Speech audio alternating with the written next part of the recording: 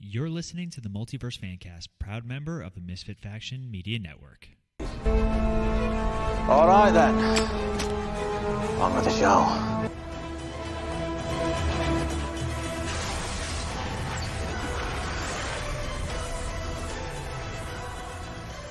Hello, everyone, and welcome back to the Multiverse Fancast. Don't forget, if you guys are listening to us on the go, you can find us on Podbean, Apple Podcasts, Stitcher, Spotify, iHeartRadio, basically anywhere you get your podcast. You can also find more of our content on our website, themisfitfaction.com. There you find links to not only this show, but some of our other shows like Cinematic Adventures and MF Uncensored.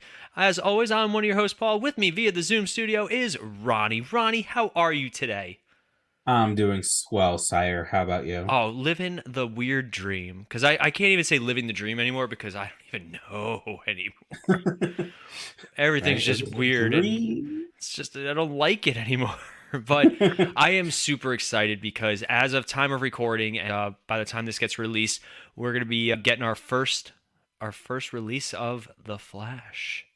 Yes. So as like in 24 hours, it'll be released in North America and for the early release showings. And it is a movie that we have been excited for. It is a movie that we have been worried about. And man, just like the hype around this movie is so strange. Yeah, there's a lot of different hype. There's like the good hype because of Michael Keaton. Wow, Michael Keaton. Not even regular Michael Keaton. It's Michael Keaton. Wow, Keaton. And then, you got your bad because of he who must not be named. So it's funny you say that because Ezra Miller made their first public appearance in forever. They were not part of the press tour. They really kind of focused on Sasha Cali. Yeah. And the director, Andy Muschietti. Right? Am I saying these names correctly? I don't even know. But who was also apparently a frontrunner for the new Batman Brave and the Bold movie. Yes. Which we'll see how this goes. But like they really we'll get this out of the way. They kept Ezra Miller out of the limelight while they were getting whatever help they were getting. And as much as Ronnie and I like to bust balls, we always support that if somebody's actually in need of mental health like help, they should get it. And we'll never disparage somebody who goes and gets the help after, hitting rock bottom, basically. Yeah. And, we see it a lot with celebrities. They get to a certain level of fame and then suddenly their mind just breaks. Yeah. It's very reminiscent of Britney Spears shaving her head. Yeah. Except, Ezra Miller, we'll be honest, he started a cult. He assaulted people. He was breaking into people's houses. Like he was going... And it's not like he's like a Joaquin Phoenix that's like method acting to be the Flash. He was just losing his mind. Yeah, that was just him. But he's, again, first public appearance. He looks well. He was, I heard some of his interviews and like he was very grateful to Warner Brothers for keeping him. They're probably going to keep him. Yeah, they will. But part of me is like, you're going to keep him, but you have like Amber Heard that you're not keeping. Well, Amber Heard was crapping on people's pillows. I think I would. I mean, me personally, I think I would rather have someone break into my home than crap on my pillow. I know. But... I'd be much more okay with somebody just breaking into my house. Like, oh no. But if like somebody broke into my house and then crapped on my pillow, I'd be like, come on. Yeah. What are you doing? But in all honesty, like that, people are comparing the two, and I get the comparison, but it's two different situations for me. Like one is the domestic aspect of it, the two, him and her and Johnny Depp. And like Warner Brothers got rid of Johnny Depp from everything. And like he lost a lot just to win the civil case. And then apparently he donated all of his winning money to like charity. Yeah. Like he won twice. Yeah. Seriously. And, Amber Heard's going to find herself selling pictures of her feet or something stupid just to pay off all her bills. Yeah. But Ezra Miller was such an interesting case, and we were watching it happen because we liked him as the Flash. He was fine in both versions of Justice League. He was probably one of the stronger aspects that translated between the two. But he went off the deep end. Yeah, without provocation. He was always a little out there. Yeah, and not like in his own unique way. Like we don't care about stuff, certain things. Like he'd show up in like a dress and makeup and all that stuff. I'm like, cool, do you, man. Like, we have no problem with stuff like that. But the second you're like, I am breaking the law and throwing things at people at bars, we're like, wait, what? Why? and then kidnapping people. No, okay, stop. Somebody stop this guy. Yeah. But it was a shame because like I said, we enjoyed his performance as Barry Allen. And I was never like a big Ezra Miller fan. Like I knew him from Perks of Being a Wallflower. We need to talk about Kevin, which was horrifying. He was terrifying in that movie. Yeah. And then like little bit parts here and there, but it's weird. Warner Brothers put a lot of chips on him between that and the Fantastic Beasts stuff. I never really. I watched the first one. I still have not seen the other two because I started watching the second one. I was like, it's not doing it for me. No. And I like Harry Potter. Yeah. Yeah. No. Those were like a downfall to Harry. Yeah. So we wanted to, before this actually came out, we wanted to talk about what the source of the film looked like it was going to be. From the jump, they were calling this movie was originally called Flashpoint. Yes. And much like when they did Flashpoint on the Flash TV show, my immediate reaction was, oh, so soon. Yeah. So what we're going to do for this episode is we're going to talk a little bit about the Flashpoint comic, where it kind of originated. I know Ronnie has never read it. No. I have Not read enough pictures. It's a comic book. I hate you so much. Hate you so much. I have read some of it. I have not read the whole thing. I've seen and we're going to talk about, so in that vein, we're going to talk about also how they depicted it on the Flash TV show and how they depicted it in the Flashpoint Paradox film. And we'll kind of talk what we hope and what we want to see, but at the same time, we're also going to kind of talk about what we don't want to see. So first and foremost, for those of you guys who don't know, the Flashpoint is a 2011 comic book crossover written by DC Comics, and it was consisting of, let's see, it was released in May in 2000. It went from May to August of 2011, 5 issues, and the main character is obviously Barry Allen as the Flash. Now, this is also the comic that introduced a lot of things that became so popular that they continued with this story. So basically what happens is Barry Allen wakes up to discover that everything around him has changed. He wakes up in this brand new timeline and he has no idea how it happened. He doesn't have any powers. He's not the Flash. His mother's actually alive in this, and his father actually died of a heart attack about 3 years ago, but he was alive and in prison in his own timeline.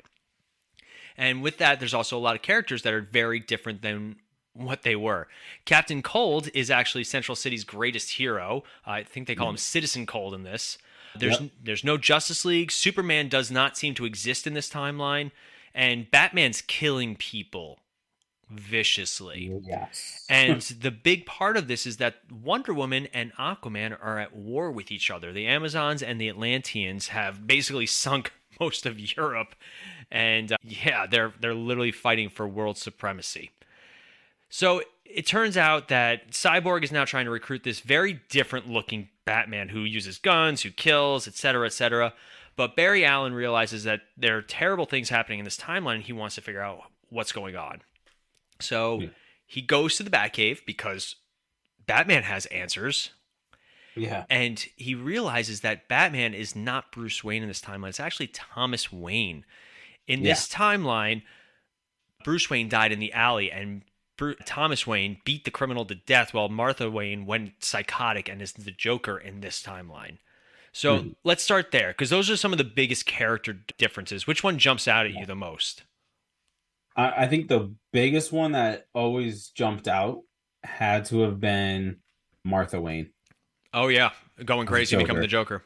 Yeah. It is a shame that we're never going to see Jeffrey Dean Morgan and Lauren Cohen as those characters, because when they cast the two of them, and this was at the height of Walking Dead, they cast the two of them in Batman vs. Superman for basically a minute. Yeah. And it was like, oh my God, that would be so cool. And then when they announced Flashpoint, everybody's like, yes. And it seems that that's not the case, as far as we know. Yeah. Now, also having said that, Flash is coming out in 24 hours. We have not seen it. We got no advanced copies or anything like that. And we've been trying to stay away from spoilers to the best of our ability. I got spoiled on like 2 things, and I'm pissed. Yeah, I haven't gotten spoiled on anything at all. Like, I completely forgot that this movie existed. Obviously, I really didn't, but, semantics. Semantics. But I was literally just scrolling through Facebook, and you don't think about spoilers for a movie that hasn't come out yet on Facebook. But lo and behold, there were still shots of 2 cameos. And I'm pissed. Sean's going to be so excited when he sees it, but I'm pissed. So mad. Huh. Yeah, I'm not telling you who it is. But apparently I think I know who it is. I will not confirm nor deny. So if you want to throw it out there. Melissa Benoist. Or however you say her name. I would love it if Melissa Benoist. I would love it if anybody from the CW cameoed in this movie, because they are adamant that the scene with him and Grant Gustin's Flash from Crisis is not in this movie, and that Grant Gustin makes no cameo. I'll be really upset if that's the case. Missed opportunity, especially considering the Flash just ended. Oh, by the way, comic book news, I totally forgot.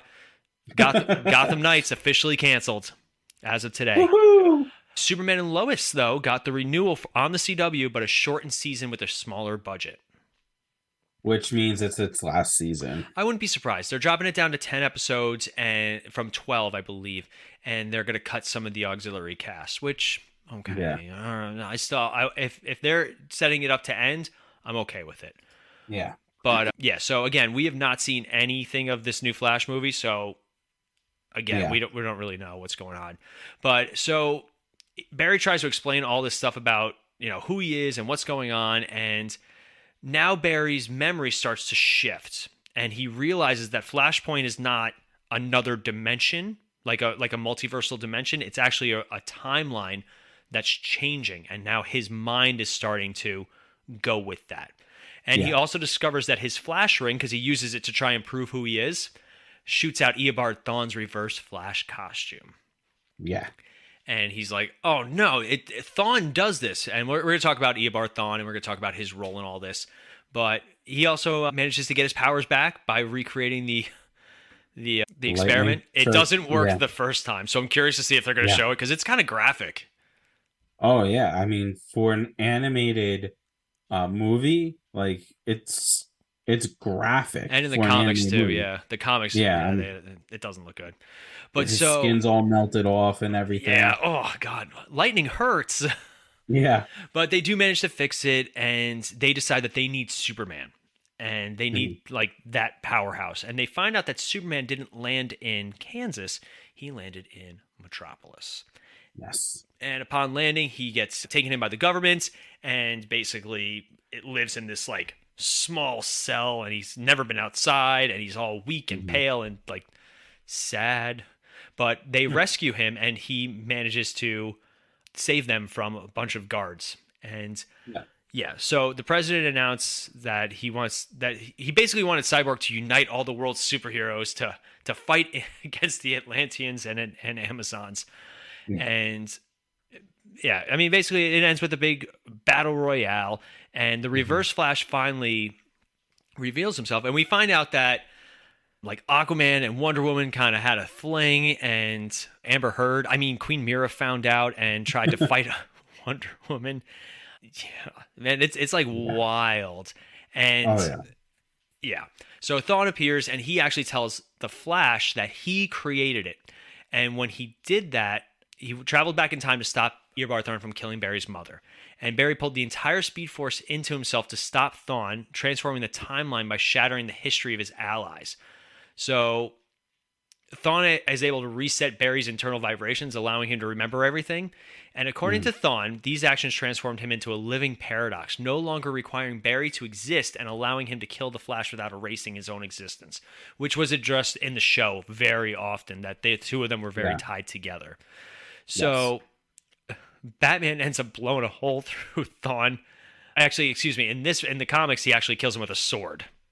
Yeah. Superman arrives, and he tries to help and does, he helps, but so let's see. I'm just reading ahead.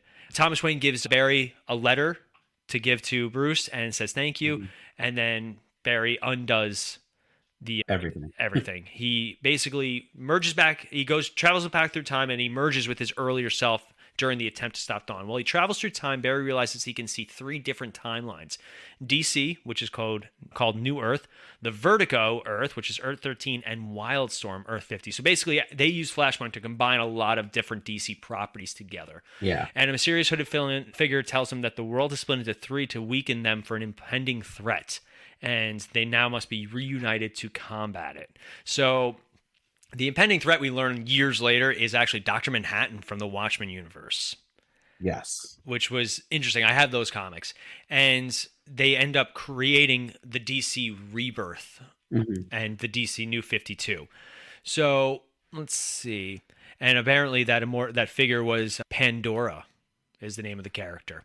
Blah, blah, blah, blah. And they create the brand new DC New 52 universe, which I have some of the comics. The New 52 is actually really good. Barry wakes up in a similar manner to the beginning of Flashpoint, also retaining all of his memories from both the timelines. Believing everything's over, he gives Thomas his letter to Bruce, who's still Bruce in this timeline, and he actually cries. And yeah, that is Flashpoint. And it did lead to the creation of the New 52. And yeah, for a while, the New 52 was the definitive DC universe. So what are your thoughts on the Flashpoint comic before we start talking about some of the other media? I mean, it's a great storyline. It's very unique to have, a character to be able to change time. There's really not any other character. And the fact that this story can be shown in media, is a test to how great of writing that this was and everything, to have it relate now 3 times we're getting, with the Flashpoint Paradox movie, obviously, Flashpoint in the Flash series, and now we have this current movie that's coming out today. Yeah, at time of release, it's coming out later tonight. So do you want to start with the movie or do you want to start with the CW? Let's start with the movie. Okay. Chronologically. So the movie came out in 2013, and DC was always, we've talked about it before, that DC really does well with their animated stuff. And for the most part, it really closely adapts the story very faithfully. There are a few differences, and what they do is they use it to launch their new DC film universe for animation. And it went from about 2013 to, I want to say, 2020. And it ended with Justice League Dark Apocalypse War, which is one of my favorite movies of all time. So when Flashpoint Paradox came out, they then adapted a lot of new stories, and they were able to do some really good work afterwards. So the voice cast, we'll talk about the voice cast quick.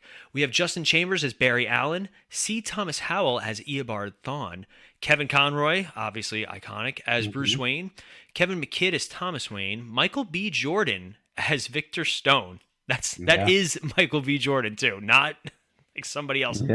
D. Bradley Baker as Etrigan the Demon, Steve Blum as Lex Luthor, Sam Daly as Superman, Dana Delaney as Lois Lane, Carrie Elways as Aquaman. What a stacked cast this was. Holy crap, I didn't even remember. Nathan Fillion as Hal Jordan, Gray DeLise Griffin as Nora Allen, Jennifer Hale, I like Jennifer Hale, as Iris West, and as an uncredited Billy Batson. Danny Huston as General Sam Lane. I like Danny Huston too. Again, this is a great cast. Danny Jacobs as Cole Cash / Grifter and as Leonard Snart. Peter Jessup as Dr. Volko. Lex Lang, which is hilarious, as Captain Atom. Vanessa Marshall as Diana / Wonder Woman. Candy Millo as Persephone. Ron Perlman as Slade Wilson. Kevin Michael Richardson as the President of the United States, Andrea Romano as Doris, James Patrick Stewart as Steve Trevor, and George Digger Harkness / Captain Boomerang, Hynden Walsh as Yo-Yo, who was basically the Harley Quinn, too. So, the movie was really good. Like, I really do enjoy this movie. I want to say, did it have an R rating? I don't even know. If I think it was PG-13. I think it was too. So very faithfully made. They did not take out a whole lot of differences, but I will say, let's see. Among the differences, there's an opening prologue with the Justice League helping the Flash defeat the Rogues, including Eobard Thawne. There was an implication that Eobard Thawne is not Nora Allen's killer. Enchantress in the comics betrayed Cyborg's resistance, and this she does not. And Lex Luthor was part of Deathstroke's crew of pirates in this. Interesting. I like it. Yeah. But so this eventually led throughout the entire animated universe to Justice League Dark Apocalypse World. And in that, John Constantine reads Flash's mind to learn about Flashpoint. So after Darkseid is defeated at the end of it, spoiler, sorry, Batman states that the Earth has lost over 31% of its molten core. Constantine asks Flash to travel back in time to trigger another Flashpoint and restart the timeline over again so that the current state of things would be erased. Barry replies that he promised his wife Iris not to do it again. Constantine assures him that though certain changes will not be good, it'll still be much better than their bleak predicament. And it ends with him literally running into the Speed Force. Basically everybody dies. Yeah. So I like how in that they made it into a long-lasting story, and all the video, like everything that comes after it is all part of that story. So I really do enjoy that they made Flashpoint in that case into its own actual universe. Yes. Yeah. I mean, again, this film, I think, is one of the best animated films that we've ever had. When it comes to like the superhero genre. I mean, for back in 2013, the animation style and, you know, the way that it looks is just amazing, I think, for that time, you know. Oh, it still holds up. It's a strange animation style, not gonna lie though. But I feel like that's the way like DC kind of did their animation style for a good amount of like their movies. Yeah, I like what they did a little bit more afterwards. I think it was definitely a little bit better. I did like how in this movie they actually explained that when Barry went back in time, similar to a sonic boom, he created a time boom where very small things were altered, like very just slight pushes all around. And I think that was a better explanation than you pulled all the Speed Force into you and, you know, you just changed everybody you know. Yeah, right. So I think it was... But how? What are you talking about? But with that, we're going to take a quick break. And when we come back, we're going to talk about the Flash TV version of Flashpoint and maybe some of our theories for the Flash movie to see if we are on point. But first, a quick break. Hey guys, it's Paul, and the Misfit Faction is looking for your help. We are trying to grow not only our network, but also grow our brands, and the best way to do that is if you guys are looking to start your very own podcast. Maybe you guys have been listening to us for a while, maybe it's something you guys have always wanted to do, but you're not sure how to get started. If you go to podbean.com/misfitfaction, you guys will get a month of free podcasting set as a gift from us. So make sure if you guys are looking to start your own show, you reach out to us and go to podbean.com/misfitfaction. Also, maybe you guys have your own online business or service that you're always looking to grow, and advertising is a very big part of that. If you guys go to sponsorship.podbean.com/misfitfaction, you guys can get $100 worth of free advertising, again, as a thank you from us to you guys. That's sponsorship.podbean.com/misfitfaction. All right, we are back, and now let's talk the adaptation of Flashpoint on the CW. Now, we haven't actually had a chance to talk about Flash and how Flash ended because Ronnie sucks and he hasn't finished the show yet, but we have both watched Flashpoint. I believe we were even doing some multiverse episodes at the time. Yes, I do have a feeling we might have spent an episode talking about this. I could be wrong, but I mean, this was back in 2016. So this was season 3 of The Flash. So the second they announced it, because basically season 2 of The Flash ends with Harry. Harry is Wells. Barry is Barry. With Barry just like his dad just got murdered by Zoom. Iris kisses him for the first time, but then he's so distraught that he goes back in time and he stops Thawne. Yeah. And we kind of all, at the time, we were like, isn't it a little soon to do a Flashpoint? He's only got 2 seasons under his belt. Yeah. But so they went with it, and it was very, very different than... Yeah, they took a lot of liberty. So the basis of it was there, right? He goes back in time, he changes things, so now nobody knows him or anything like that. But he he also lives in this life for like what, I think 3 months, right? Yeah, 3 months. Yep. So Barry's living this life. He's living with his parents. His memories and his powers are starting to fade, though. He still has his powers, but things are starting to fade for him.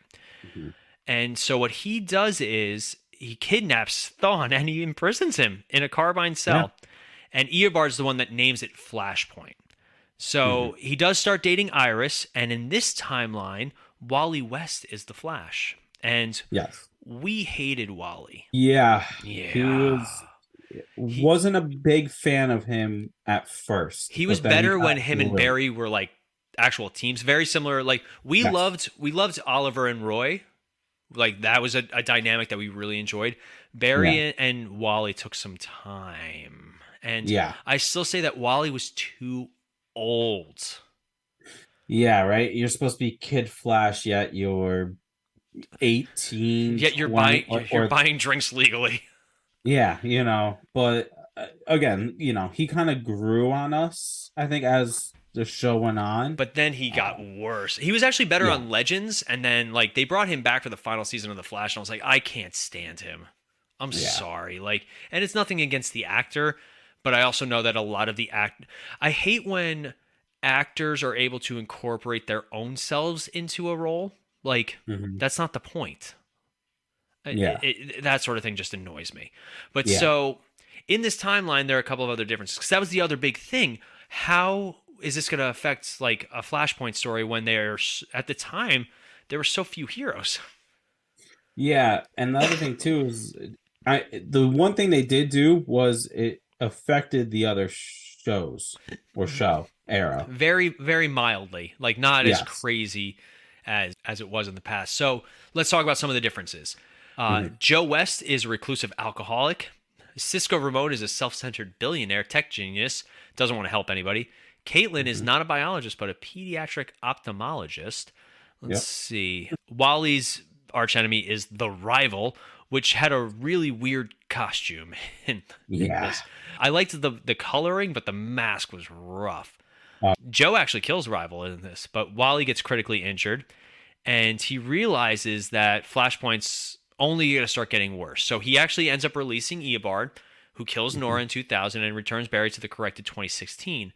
But as he's leaving, Eobard leaves him with a hint that not everything is the exact same. Because don't forget, Eobard Thawne knew how to time travel. And that was a big thing that he didn't, like, even when he was just pretending to be Wells, he was like, Barry, don't time travel. Like, it's dangerous. Like, it changes things.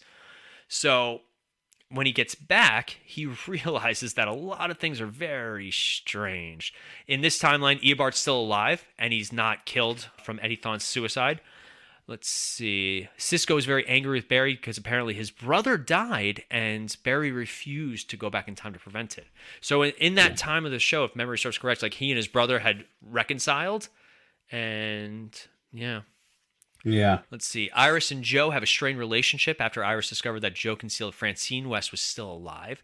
John Diggle, instead of having a daughter, has a son, which they do fix at the end of the show. Yep. And Julian Albert, played by Tom Felton, a.k.a. Draco Malfoy, is a colleague in the forensics department who's been working with Barry for a year.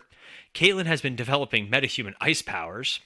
So Barry tries to go back and fix it again, but Jay Garrick pulls him out of the time. It was a great scene when Jay Garrick just like rips him out. He's like, we got to talk, kid. And that's the first time we see Jay Garrick as the mentor to Barry. And I like how they use the coffee cup where Jay shatters it and he's like, put it back together.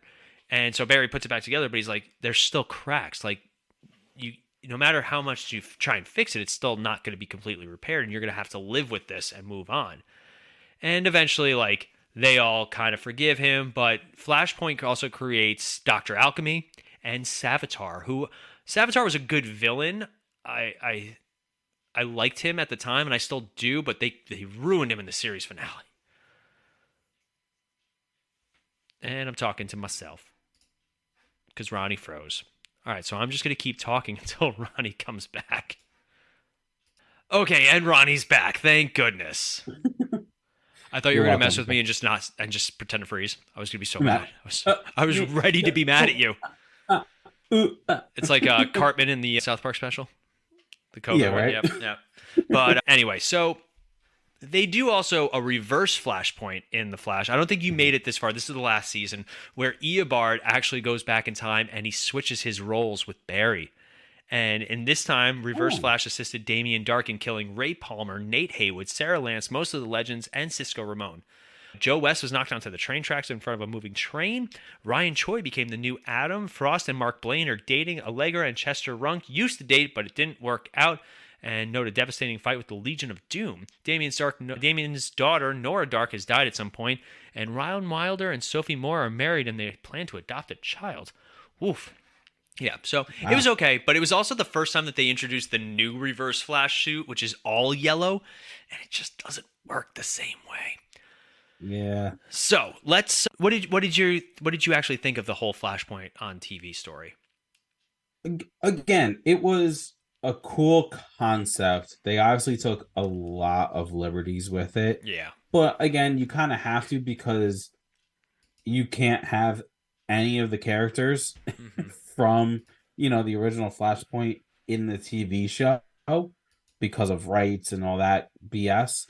So they had to basically just work with what they could work with, and understanding that, like, it was good. It was nowhere near as good as the Flashpoint Paradox movie or the source material.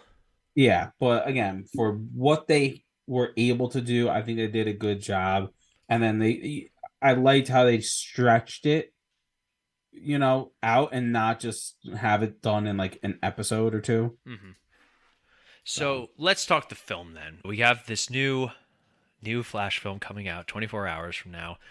And obviously, based on the trailers, we can determine a few things. We can determine that Supergirl takes the place of Superman in this. There have been scenes in the trailers that show her being, a captured, kind of emaciated prisoner, and that they go and save her. But now in this one, it looks like one big difference is there's two Barry Allens. There is a younger one, and there is the current one. And the biggest difference is their hair. Thank God. Their hair, and I feel like they make it seem like the one Barry Allen does he have powers? We don't know yet. He does at some point. He gets them or he has them. But either way, you got two Flashes, which is very different. And it looks like he's wearing like one of Batman's suits just painted red at one point. So I'm very curious to see how they're going to take some liberty. I'm a little upset that Eobard Thawne is not in it at all. From what we know. That would be kind of like a cool little surprise towards like the end or something like that. Like he pops out or whatever and was like, I did this, or like something along those lines. Like, or I'd be okay if he just kind of pops like out of like a time bubble or whatever, and he's just like, Barry, what did you do?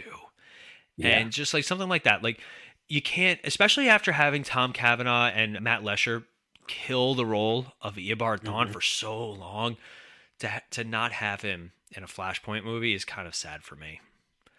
Yeah, again, I feel like they have to have him because again, it's Eobard Thawne. It's Eobard Thawne. This happens because of him. Yeah, like he's the one that killed Barry's mom. Like So I'm curious to see if when he goes back in time to stop it, if he like sees Eobard or if he sees something.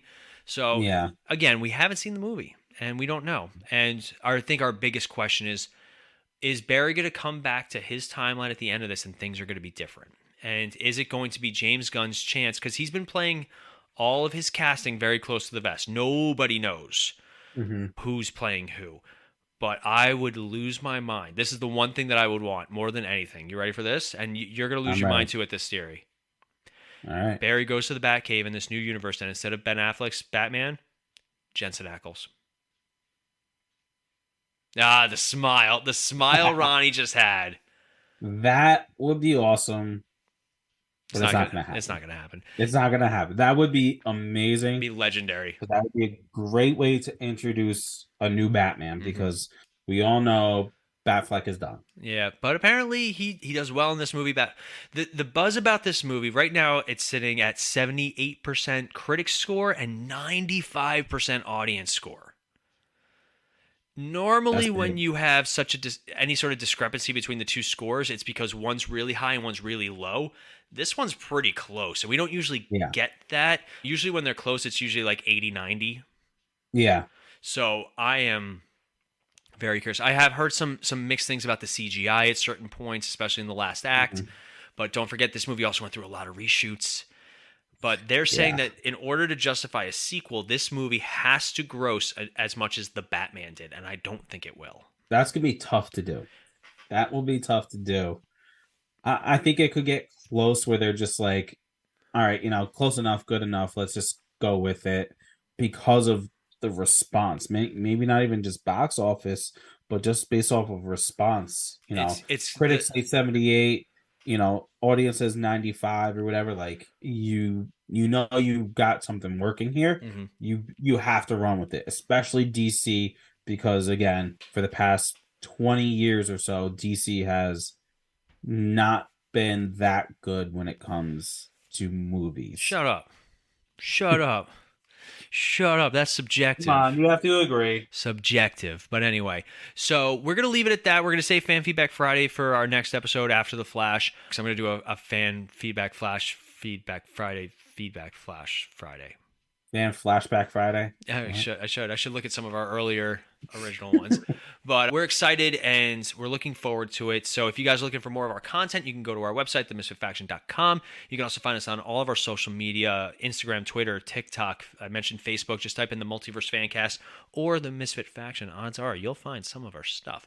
But that is going to wrap us up for today. And make sure you guys let us know your thoughts on The Flash or your theories on The Flash. As always, I'm Paul. I'm Ronnie. And we'll be back in a flash. See ya.